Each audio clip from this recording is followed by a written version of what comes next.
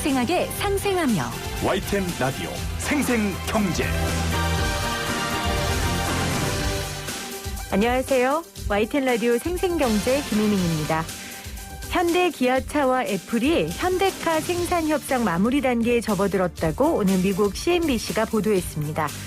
미국 조지아주의 기아 조립 공장에서 애플카 제조를 위한 막판 협상을 하고 있고 2024년부터 생산에 들어갈 것으로 예상된다고 하는데요.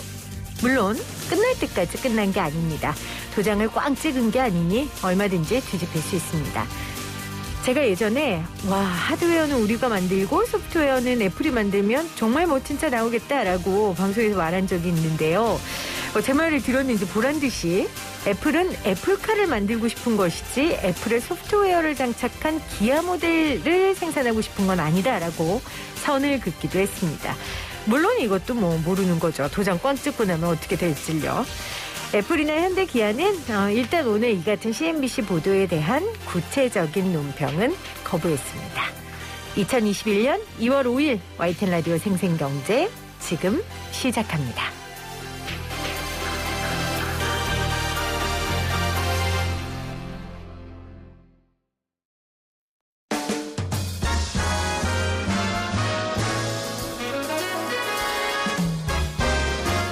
토론 아니고 수다.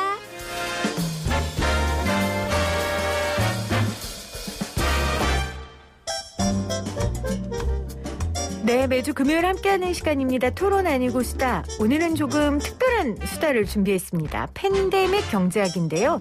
사실 수다 주제라고 하긴 좀 어려워요. 그래서 이 주제로 쉽고 재미있게 풀어주실 저의 수다메이트 두 분을 모셨습니다. 먼저 키스트 계산과학연구센터 김찬수 박사 나오셨어요. 안녕하세요.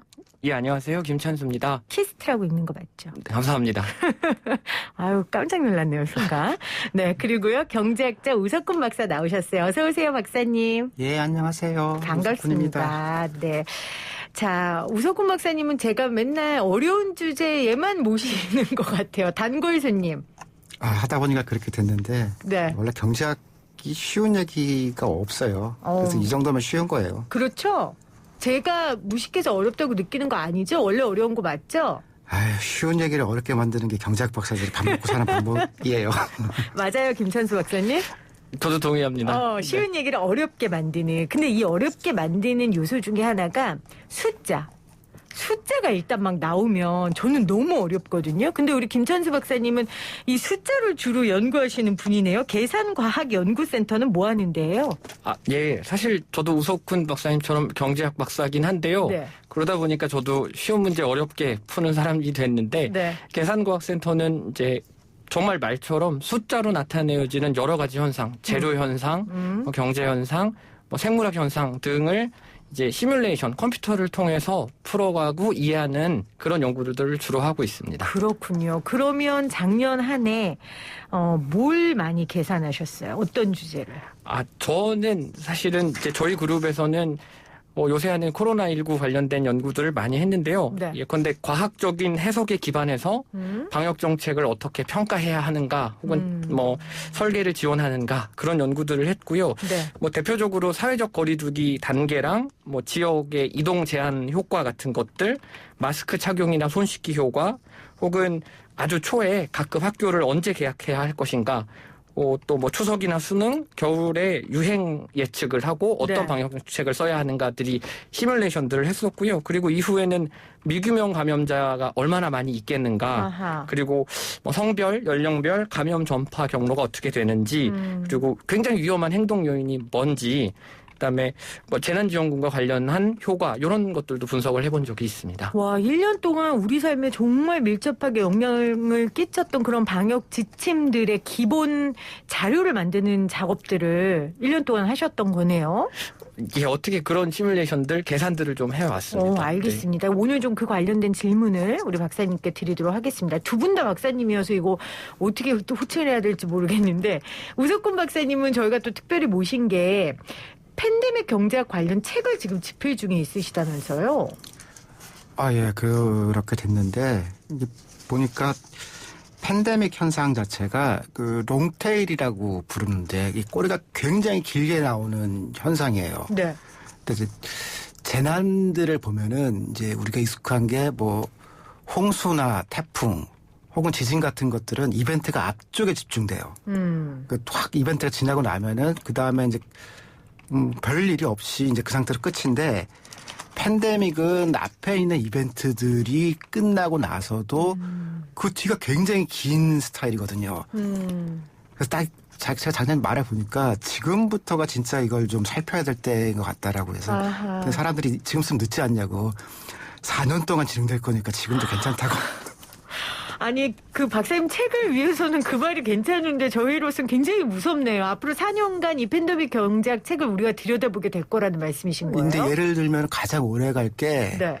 관광 같은 경우 효과가 충격이 오래 갈 거예요. 그러면 이제 제가 이거 하면서 보니까 20대, 30대 한국 여성들이 가장 선호하는 이 레저가 동남아 관광이더라고요. 가고 안 가고는 이제 상관없이. 동남아는 작년을 기점으로 치면은 4년쯤 돼야 편안하게 관광을 갈 수 있을 거예요. 그러니까 우리나라 시장은 오래 열린다고 하더라도 네. 그러면은 일부분은 계속해서 충격이 가고 있는 거죠. 김 박사님은 지금 상황을 진단하는 경제학 연구를 하고 계신 거고, 우리 우 박사님은 이 여파가 조금 지나간 후에 어떻게 될지를 좀 예상하는 데 초점을 맞추고 계신 거예요. 김 박사님은 동의하세요? 지금 우 박사님의 이 말씀을? 이 팬데믹은 여파가 훨씬 더 길고 굉장히 오래 갈 것이다. 앞으로 향후 4년간. 아마 제 생각에 PD님께서 저도 조사를 해보셨다고 생각이 드는데 제가 전공한 분야가 헤비테일이에요. 이제 우 박사님께서 롱테일 말씀하셨는데 롱테일 현상이랑 비슷한 게 헤비테일이라고 하는데 네. 잘 일어나지 않는 현상의 확률이 우리 생각보다 훨씬 더 높다는 거죠.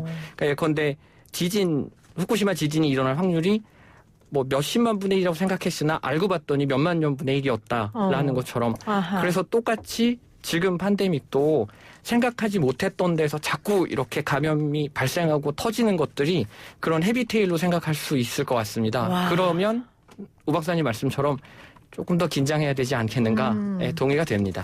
코로나19가 어마어마한 놈이긴 하네요. 헤비테일과 롱테일과 다 관련 있는 거예요.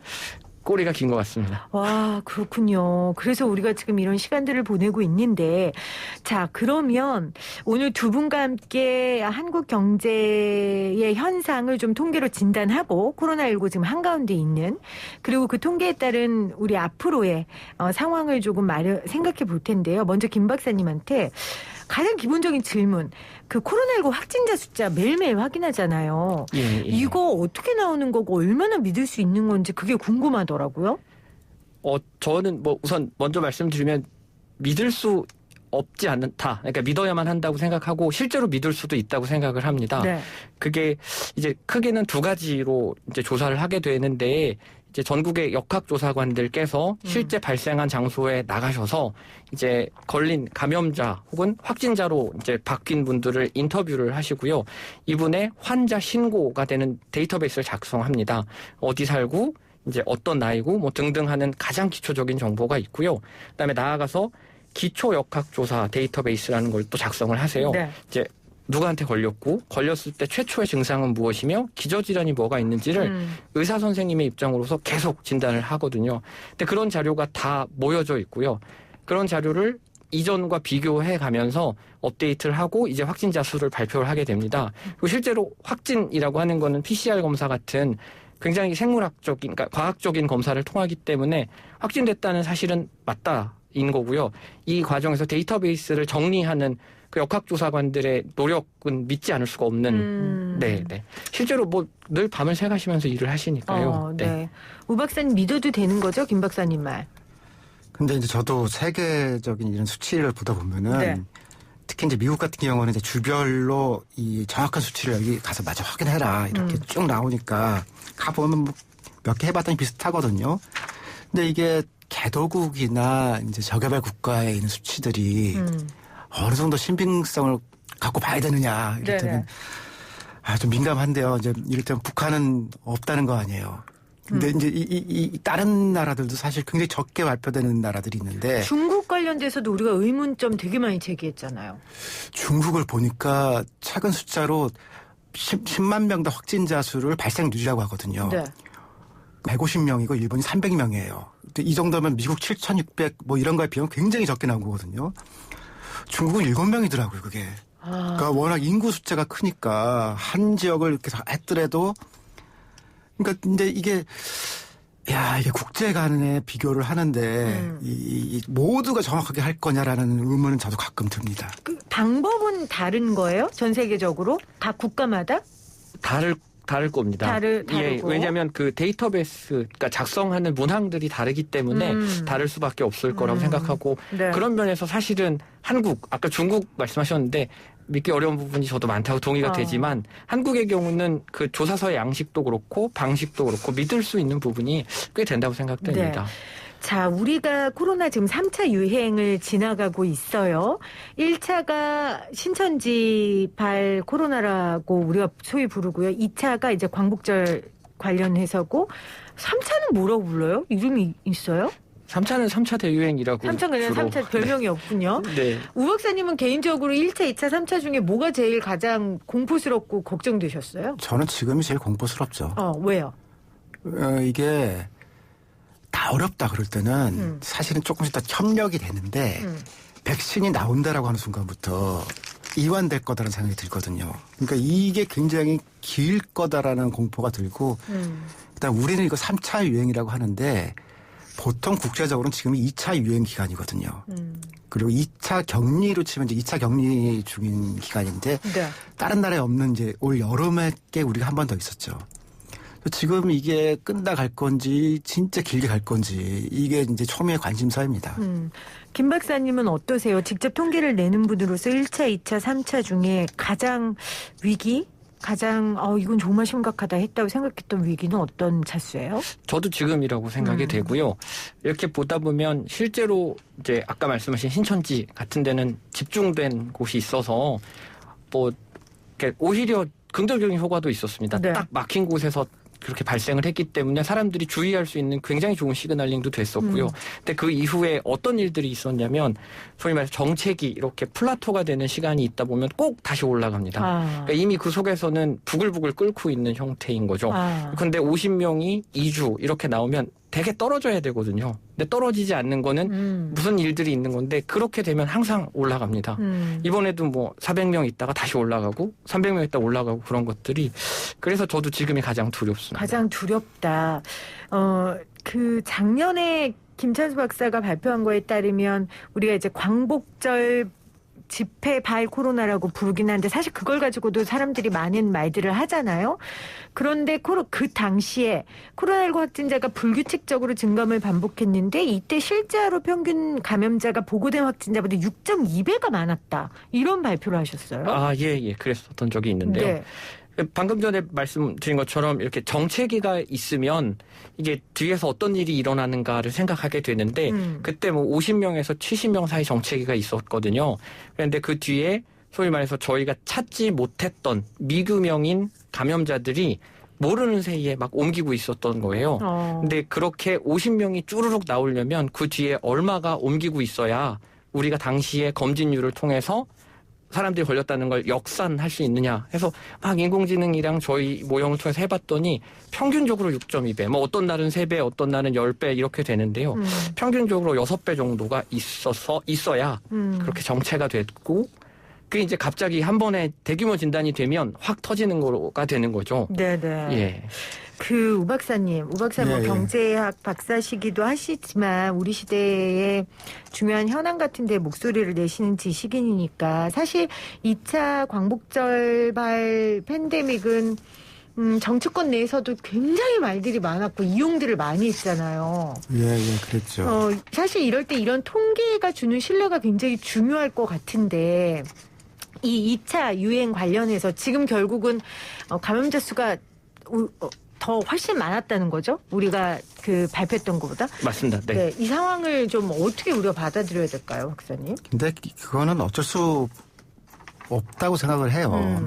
특히 이제 보통 경제학에서는 연간 데이터도 이 추세만 보지, 그러니까 3년, 5년 이렇게 그런 데이터 주로 보다가 이게 1데이터잖아요.